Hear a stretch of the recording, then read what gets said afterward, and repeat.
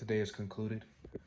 I wrote actually 4 pages of screenplay because I kind of veered off from the way I was writing it for some time. Like, there is structural issues. Christopher Nolan said one time he took a break from Inception, came back to it years later because there were structural issues. He rewrote it from a different perspective, like a different take. And that's what I'm noticing with my story is the structure at the beginning. It's not very strong, so it falls the further you get into the story. So if you have a strong structure, then it really holds well. So that's what I'm going for. I decided to change the way I've done it, and I have a vision in my head of the way I want it to feel. And the way I want it to feel is sort of like, it's not like a found footage, because it's still gonna be cinematic.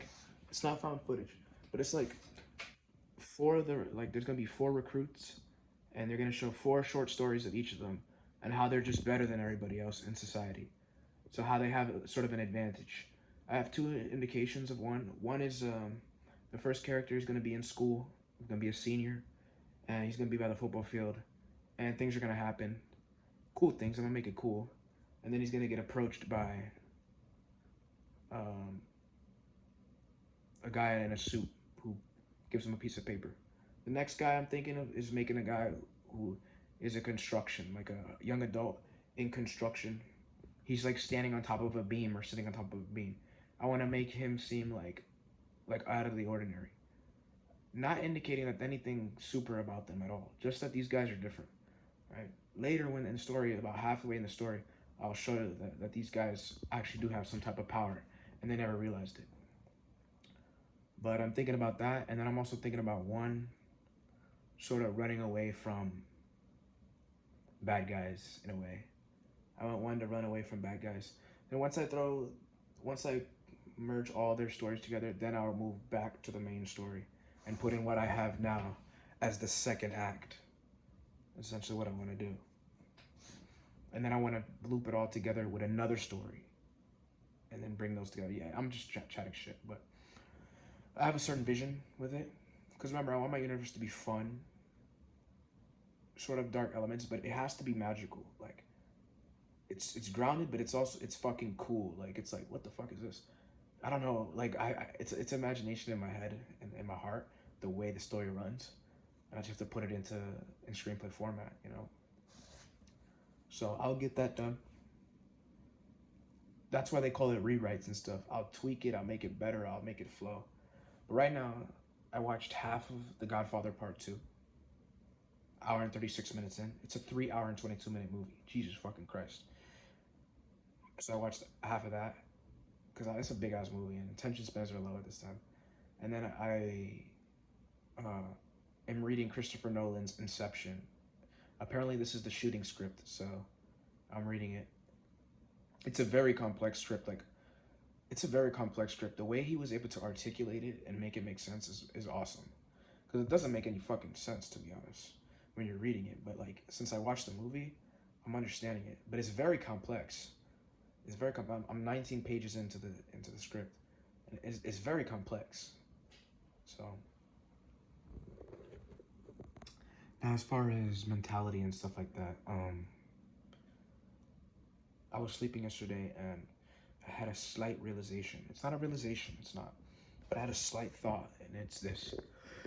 A slight thought I had was, what I'm searching for is already within me.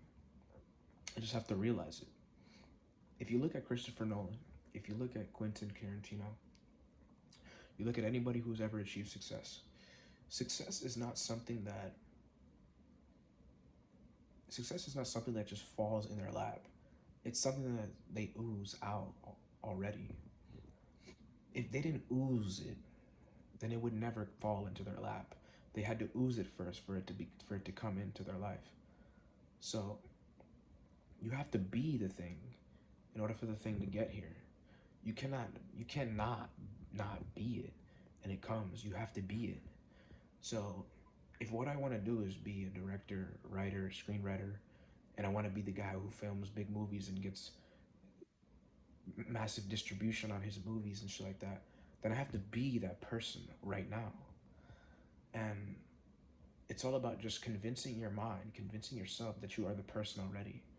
And if you can convince yourself and convince your mind that you're the person already, then you are the person already. Because remember, it's a sensation, it's a feeling.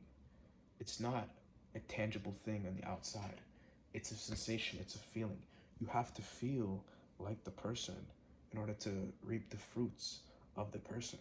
If you're not the person, you cannot do anything that the person does. You can't.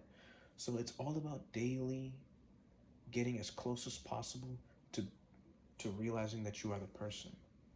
And eventually, when you begin to realize that you are the person, it's no longer a game. It's no longer a trick of you trying to trick yourself that you're the person. Fruits begin to happen. You begin to do. You begin to think. You begin to feel. And to the degree and intensity of that vibration, of how natural you feel like the person, is how natural it'll fall into your life. If every day you have to, if every day you have imposter syndrome and you feel unworthy, then you got a lot of work to do with your mind. You'll never get anything done with that mindset. You have to feel like the person.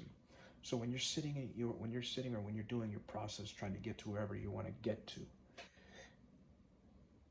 be there now. Be where you want to get to now. Understand that there is no end goal, that the end goal is already here. And you got to realize this, and it has to sit in.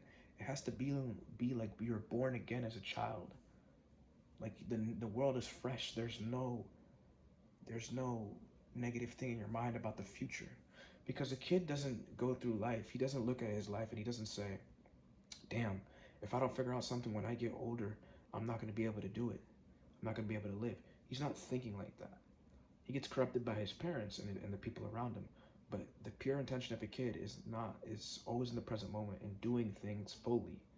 And if they keep doing that, then they live a good life. But they listen to the people around them who are corrupted people with their minds. But if you were to look at life with this lens and do what it is you want to do, whatever it is you want to do, and be it now, and treat it like a fun game, that you're already this person, and just embody it. And according to Neville, you have to go to sleep in it. You have to sleep in the feeling. You have to be the feeling, breathe it. It has to become your being. Buddha says, when the thought becomes your breath, it becomes your life. That's it. It's the most basic thing of all time. You pretend until you're no longer pretending, and then it just becomes the pretender is actually living it. That's all we're doing. We're pretending we're unworthy. We're pretending we're not going to do it. We're pretending we're not worthy of it. We can't do it. It's not possible. Pretend that you are worthy. Pretend that you can do it.